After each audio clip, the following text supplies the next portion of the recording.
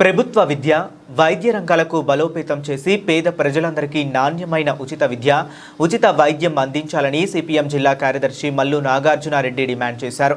సోమవారం సిపిఎం జిల్లా కమిటీ ఆధ్వర్యంలో పేదలందరికీ ఉచిత విద్య వైద్యం అందించాలని డిమాండ్ చేశారు. సూర్యాపేట కలెక్టరేట్ ముందు ధర్నా నిర్వహించారు.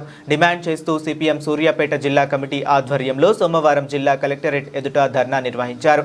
అనంతరం ఆయన మాట్లాడుతూ భారత రాజ్యాంగం ప్రతి పౌరుడికి విద్య వైద్యం వంటి ప్రాథమిక హక్కులను కల్పించాలని నిర్దేశించినప్పటికీ కేంద్ర రాష్ట్ర ప్రభుత్వాలు ప్రభుత్వ విద్య వైద్య రంగాలను నిర్లక్ష్యం చేస్తున్నాయని విమర్శించారు.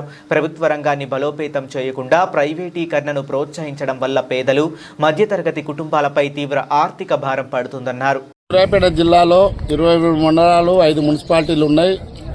జనాభా చూసినప్పుడు దాదాపుగా లక్షలాది జనాభా ఉన్నది. ముఖ్యంగా సూర్యాపేట జిల్లా కేంద్రం 180,000 జనాభా కూడా ఇక్కడ సూర్యాపేట జిల్లా కేంద్రంలో ఉన్నది. కానీ సూర్యాపేట జిల్లా కేంద్రంలో ఉన్నటువంటి వైద్య మెడికల్ కళాశాల కాలేజీ ఏదైతుందో ఆ కాలేజీ ఉన్నటువంటి రోగులకు వస్తున్నటువంటి రోగులకు అనుగుణమైనటువంటి వైద్య సేవలు అక్కడ అందలేనటువంటి పరిస్థితి ఉన్నది. చూడటానికి మెడికల్ కాలేజీ, చూడటానికి అందమైనటువంటి భవనాలు కట్టుకున్నాం. వాళ్ళకి కావాల్సినటువంటి మౌలిక సదుపాయాలు కానీ వసతులు కానీ లేనటువంటి పరిస్థితి ఈరోజు స్పష్టంగా కనపడతా ఉంది. ఇప్పటికీ మెడికల్ కాలేజ్ అంటే దాదాపు 100 మంది డాక్టర్లు ఉంటారు, ట్రైనీ డాక్టర్లు ఉంటారు, అంటే జూనియర్ డాక్టర్లు ఉంటారు, నర్సులు ఉంటారు, అనేక రకాల వైద్య సిబ్బంది ఉంటుందని చెప్పి మనం అనుకుంటున్నాం. కానీ వైద్య సిబ్బంది ఉంది, కానీ వైద్యులు రాసినటువంటి రిసెప్షన్కి ఏదైతే ఉందో దానికి సరిపడా మందులు మరి హాస్పిటల్లో దొరకట్లేదు. అది బయట నుంచి తెచ్చుకోవాలని చెప్పేసి పద్ధతిలో వాళ్ళే డైరెక్ట్ ఇస్తున్నారు. ఇంకొక విషయం ఏంటంటే ఇక్కడ పనిచేస్తున్న డాక్టర్ అందరూ కూడా సూర్యాపేట జిల్లా కేంద్రంలో ప్రైవేట్ హాస్పిటల్ నడుపుతా ఉన్నారు. ఆ ప్రైవేట్ హాస్పిటల్ నడుపుతున్నప్పుడు ప్రస్తుతమైనటువంటి మహిళని ఇక్కడైతే సరైన వైద్యం అందదు, మీరు ప్రైవేట్ హాస్పిటల్కి వెళ్ళండి అని చెప్పేసి అదే డాక్టర్లు చెప్తున్నటువంటి పరిస్థితి కూడా ఈరోజు స్పష్టంగా కనపడతా ఉంది. మందుల విషయానికి వస్తే మందులు కుప్పలు తెప్పలు ఉంటాయి, కానీ మందులు కూడా బయట కొనుక్కో అని చెప్పి బయట తెప్పించుకున్నటువంటి పరిస్థితి కూడా ఉన్నది.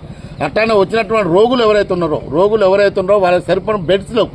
ఆ బెడ్స్ లేకపోవడం వలన కూడా వైద్యం సకాల అందనని కాలుతో వారం రోజులు, హార్ట్ పేషెంట్ 10 రోజులు, తర్వాత ఏదైనా టీబీ జబ్బులు అయితే ఒక 4-5 రోజులు, ఇట్లా పరీక్షల పేరు కాలయాపన చేత ప్రాణాభాయం ఉంటుందని చెప్పేసి ఈరోజు అనేక మంది రోగులు తక్షణ వైద్య సేవల కోసం ప్రైవేట్ హాస్పిటల్ మీద ఆధారపడాల్సిన పరిస్థితి ఏర్పడుతుంది. ఇలా ప్రైవేట్ హాస్పిటల్ అంటే సామాన్య వ్యవసాయ కార్మికులు కానీ, పేద వర్గాలు కానీ, కార్మిక వర్గం కానీ, గ్రామీణ ప్రాంతంలో ఉన్నటువంటి నిరుపేదలు ప్రైవేట్ హాస్పిటల్ పోతే ఆ కుటుంబాలు మొత్తం కూడా అప్పులు ఊపులు పడి కుడేలవుతున్నటువంటి పరిస్థితి ఈరోజు కనపడదు. చివరిదాకా వైద్యాలు సేవలు చేసి రోగుల దగ్గర గుంజేనంత డబ్బులను గుంజి చివరి మా చేతిలో నేను హైదరాబాద్ పంపాలని చెప్పేసి అనేక మంది డాక్టర్ అట్లా హైదరాబాద్ ఖమ్మం పంపుతున్న పరిస్థితి. అంటే నేను అనేది ఏంటంటే ఇంత పెద్ద హాస్పిటల్ కట్టుకొని మెడికల్ కాలేజీలు పెట్టుకొని సరైనటువంటి సిబ్బంది లేకుండా, మౌలిక వసతులు లేకుండా, భవనాలు లేకుండా, రోగుల సరిపడిన బెడ్లు లేకపోతే హాస్పిటల్ కట్టపోతే ఏం ఇబ్బంది ఏముంది. కాబట్టి ఆ రకమైన కట్టాలి. అట్లనే ఇవాళ ప్రాథమిక ఆరోగ్య కేంద్రాలు పనిపడ మండలాల్లో ప్రాథమిక ఆరోగ్య కేంద్రాలు పేరుకు అందమైన భవనాలు ఉన్నాయి, కానీ డాక్టర్లు లేరు, నర్సులు ఉండవు, అందులో మందులు ఉండవు, అక్కడ ఎక్స్రే ఉండవు, అక్కడ సంబంధించిన పరీక్షలు చేయడానికి పరీక్ష కేంద్రాలు ఉండవు, అట్లానే ల్యాబ్ సిస్టమ్ ఉండదు. ఏది ఉండకుండా పుట్టినా అక్కడ సిబ్బందిని ఖాళీగా చెట్ల కింద దిప్పుతున్నటువంటి పరిస్థితి కొన్ని హాస్పిటళ్ళు ఉంటున్నాయి. అట్లానే కొన్ని చాలా దూరపు గ్రామాలు కూడా ఉంటాయి. అది మండలాలు రావాలన్నా లేకపోతే జిల్లా కేంద్రం రావాలంటే అక్కడ కూడా ఉన్నటువంటి ప్రాథమిక ఆరోగ్య కేంద్రాలు ప్రతి మండలంలో 3-4 సబ్ సెంటర్లు ఉండాలి. ఆ సబ్ సెంటర్లు ఏర్పాటు చేసే విషయంలో కూడా నర్సుల మీద, హెడ్ నర్సుల మీద, ఏఎన్ఎంల మీద ఆధారపడి నడుపుతారు. అక్కడ కూడా డాక్టర్ పోవాల్సినటువంటి నిబంధనలు ఉన్నప్పటికీ అక్కడ కూడా నిబంధనలు ఉన్నప్పటికీ అక్కడ కూడా పోయినటువంటి పరిస్థితి కూడా ఈరోజు స్పష్టంగా కనపడుతుంది. అందుకనే ఈరోజు సిపిఎం పార్టీ ఆధ్వర్యంలో జిల్లాలో అన్ని ప్రాథమిక ఆరోగ్య కేంద్రాల్లో సబ్ సెంటర్లలో సర్వే చేసి అక్కడ ఉన్న సమస్యలు మొత్తం కూడా వెలికితీసి మొత్తం కలెక్టర్ గారికి దగ్గరికి మెమోరాండం తీసుకొని రావడం జరుగుతుంది. ఆ సమస్యలు పరిష్కరించకపోతే ఎక్కడికక్కడ ప్రాథమిక ఆరోగ్య కేంద్రాల ముందు రోగుల కుటుంబ సభ్యులతోని, ప్రజలతోని పెద్ద ఎత్తున ఆందోళన చేస్తామని చెప్పేసి ఈ సందర్భంగా హెచ్చరిక చేయాలి. అతి ముఖ్యమైనటువంటి విద్యా వైద్యం రంగాలకు ఈ ప్రభుత్వాలు ఎలాంటి ప్రాధాన్యత ఇవ్వటం లేదు. ఇలా బడ్జెట్లో తెలంగాణ రాష్ట్రంలో 9% నిధులు కేటాయిస్తుంది, వైద్యానికి 5% నిధులే కేటాయిస్తున్న పరిస్థితి ఉన్నది. సగటున భారతదేశంలో 14% కేటాయిస్తున్నప్పుడు రాష్ట్రంలో 9% కేటాయించడం అనేది చాలా దరిద్రానికి సంబంధించిన విషయం, చాలా దుర్మార్గమైన విషయం. పేద ప్రజలు పట్టించుకున్నటువంటి పరిస్థితి ఇలా చూస్తా ఉన్నాం. అనేక సమస్యలు ఇవాళ విద్యారంగంలో ప్రైవేటేషన్ పెరిగిపోయి ప్రైవేట్ స్కూల్ పెద్ద ఎత్తున ఇవాళ రాష్ట్రంలో ఉన్నటువంటి పరిస్థితి ఉన్నది.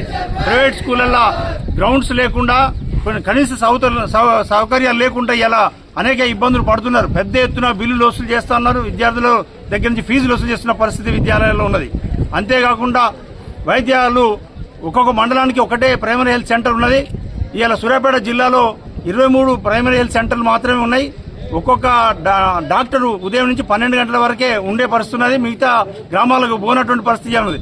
గ్రామాల్లో ఉన్నటువంటి ప్రజలు చాలా ఇబ్బంది పడుతున్నారు. ప్రతి విషయానికి కూడా ప్రైవేట్ హాస్పిటల్ని ఆశ్రయించాల్సిన పరిస్థితి వచ్చి వైద్యానికే ఎక్కువ ఖర్చు పెట్టాల్సిన పరిస్థితి ఇవాళ ఉన్నది. పేద ప్రజలు చాలా ఇబ్బంది పడుతున్నారు. ఇవాళ పేద ప్రజలు అనారోగ్య పాలైతే వాళ్ళకు చావు తప్ప ఇంకో మార్గం లేనటువంటి పరిస్థితి ఇలా దాపురించున్నది. అందువల్ల ఈ ప్రభుత్వాన్ని మేము డిమాండ్ చేస్తా ఉన్నాం. వైద్య రంగానికి కేటాయించిన నిధులు కేటాయించాలి. కేటాయించిన నిధులు కూడా ఖర్చు చేయడంలో వైఫల్యం చెందుతున్న పరిస్థితి. విద్యకు కూడా కేటాయించిన నిధులు సరిగ్గా అమలు జరగడం లేదు. కాబట్టి ఇలా విద్యకు వైద్యానికి అధిక ప్రాధాన్యత ఇవ్వాలి. ఇచ్చిన డబ్బులు కూడా దానికి ఖర్చు అయ్యేటట్టు చూడాల్సిన అవసరం ఉన్నది. అందువల్ల ప్రైమరీ హెల్త్ సెంటర్లు మండలానికి ఒకటి మాత్రమే ఉన్నాయి. చాలా మండలాల్లో ఒకటి కాదు 2-3 ప్రైమరీ హెల్త్ సెంటర్ పెట్టాలి. కొన్ని గ్రామాల్లో పెద్ద పెద్ద గ్రామాలు ఉన్నాయి. 5,000 జనాభా, 6,000 జనాభా, 10,000 జనాభా ఉన్నాయి కూడా పెద్ద గ్రామాలు ఉన్నాయి. ఆ గ్రామాలలో తప్పనిసరిగా ప్రైమరీ హెల్త్ సెంటర్స్ పెట్టాలి. హాస్పిటల్స్ కూడా పెట్టాల్సిన అవసరం ఉంది. జిల్లా వ్యాప్తంగా ఒకటే హాస్పిటల్ ఉంది. సూర్యాపేట ప్రధాన కేంద్రంగా ఉన్నటువంటిది ఒకటే హాస్పిటల్ ఉంది. అనేక హుజూర్నగర్ కానీ, తుంగతుర్తిలో కానీ, కోదాలో కానీ పెద్ద ఎత్తున ఈ హాస్పిటల్స్ అన్ని సౌకర్యాలు కలిగినటువంటి హాస్పిటల్స్ ఏర్పాటు చేయాల్సిన అవసరం ఉంది. ఎప్పుడైతే జిల్లాలలో సౌకర్యాలు కలిగినటువంటి అన్ని రకాల వైద్య సదుపాయాలు లేని హాస్పిటల్స్ ఉంటాయో జిల్లా నుంచి మొత్తం కూడా హైదరాబాద్ క్యాపిటల్ మీద ఎక్కువ ప్రభావం పడతా ఉన్నది. అక్కడ బెడ్లు దొరకలేదు. నిన్నగాక మొన్న మా సంబంధించిన కార్యకర్తను అత్యవసర పరిస్థితి హైదరాబాద్ పంపిస్తే బెడ్ దొరకనటువంటి పరిస్థితి ఉన్నది. ఎంతో పైరవ్ చేయాల్సి వస్తుంది. దానికి కూడా బెడ్ దొరకడానికే పైరవ్ చేయాల్సి వస్తే వైద్యానికి ఇంకెంత పైరవ్ చేయాలో మీరు అర్థం చేసుకోవాలి. అందువల్ల ఇలా ప్రభుత్వం రాష్ట్రంలో పెద్ద ఎత్తున వైద్యానికి పేద ప్రజలు ఇబ్బంది పడుతూ ఉన్నారు. విద్యార్థులు ఇబ్బంది పడుతున్నారు. విద్యార్థులు పెద్ద స్కూళ్లలో ఫీజులు చెల్లించాల్సి వస్తున్నది. బతకడానికే కష్టంగా ఉన్న ఈ రోజుల్లో స్కూళ్లలో ఫీజులు ఎక్కువ చెల్లించాల్సిన పరిస్థితి ఉన్నది. కాబట్టి ప్రభుత్వం వెంటనే కేంద్ర ప్రభుత్వం కానీ, రాష్ట్ర ప్రభుత్వం కానీ విద్యా వైద్య రంగాలకు అధిక నిధులు కేటాయించి ప్రజలకు అందుబాటులో విద్యను, వైద్యాన్ని అందుబాటులో ఉంచాలని చెప్పేసి సిపిఎం పార్టీ డిమాండ్ చేస్తారు.